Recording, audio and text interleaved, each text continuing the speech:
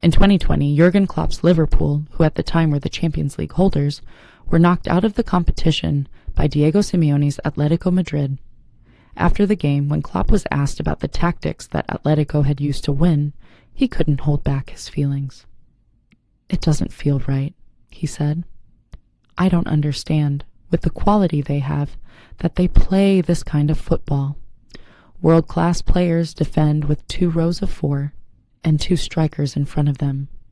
When I see players like Koch, Saul, and Llorente, they could play proper football, and yet they stand in their own half and just play for counter-attacks." Now, for many, this was a perfect summary of the type of football that helped Simeone and Atletico win La Liga twice, lift 2 Europa League trophies, and reach 2 Champions League finals. But today, it's different, because that brand which defined Atletico Madrid for so many years has radically changed. The most obvious change is the players. Atletico's squad has seen a massive overhaul in recent seasons, with 20 new players arriving in the past 4 transfer windows. And with those players has come a brand new identity, one that has seen them shift away from their once famed defensive style.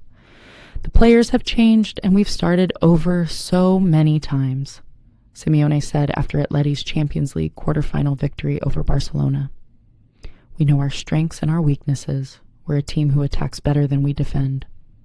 Tactically, one of the biggest changes is that the rigidity that once defined Simeone's Atletico is now largely gone.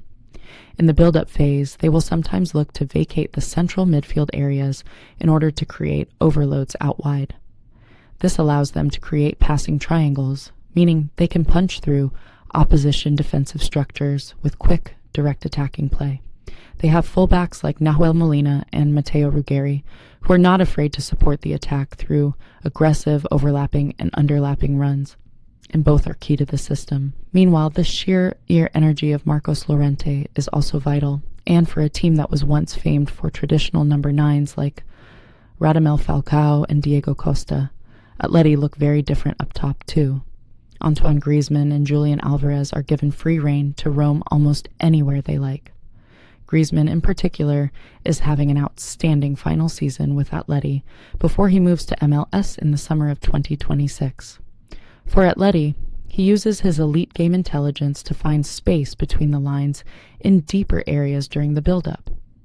This clever positioning of what is essentially 2 false 9s means that when Atletico win the ball in their own half and want to counterattack, their front 2 are already in position to link the transition before opposition players can counterpress and retrieve possession. The recent addition of Ademola Lookman has also given them an extra goal threat, making them one of the most effective counterattacking teams in Europe. Now, they haven't completely abandoned the identity that has made Simeone's teams so successful in his 14 years in Madrid. In Koke, they still have some of the guile and mastery of the dark arts that have defined Atletico over the last decade. And in Alexander Sørloth, they have a more traditional striker who offers them tactical versatility and an obvious target for quick crosses into the box. They're also not averse to dropping into a 5-4-1 shape when defending, with Giuliano Simeone occasionally dropping into a right wing-back role to support the defense when they are under the cosh. But the tight, cagey Atleti of the past is dead and gone. They are a team who have conceded 3 or more goals on 7 occasions in all competitions this season, and let in 5 goals over 2 legs to Premier League strugglers Tottenham in the round of 16 of the Champions League. In fact, not a single one of Atletico's last 36 Champions League matches has finished goalless, with these games producing an average of almost 4 goals per match. The no-nonsense defenders in the mold of Diego Godin and Miranda have now given way to players like Robin Lenormand and David Honko, who are perhaps less defensively solid, but significantly more accomplished with the ball at their feet. Atletico have not turned entirely into football's great entertainers, but they do play a lot more openly these days. Simeone has successfully adapted to modern trends, taking risks by playing out from the back and squeezing up the pitch to deny opponents space in their own build-up. With 34 goals scored in 14 games, Atletico are the third highest scorers in this season's Champions League. Concurrently, their 26 goals conceded is also the second most by any team in the competition.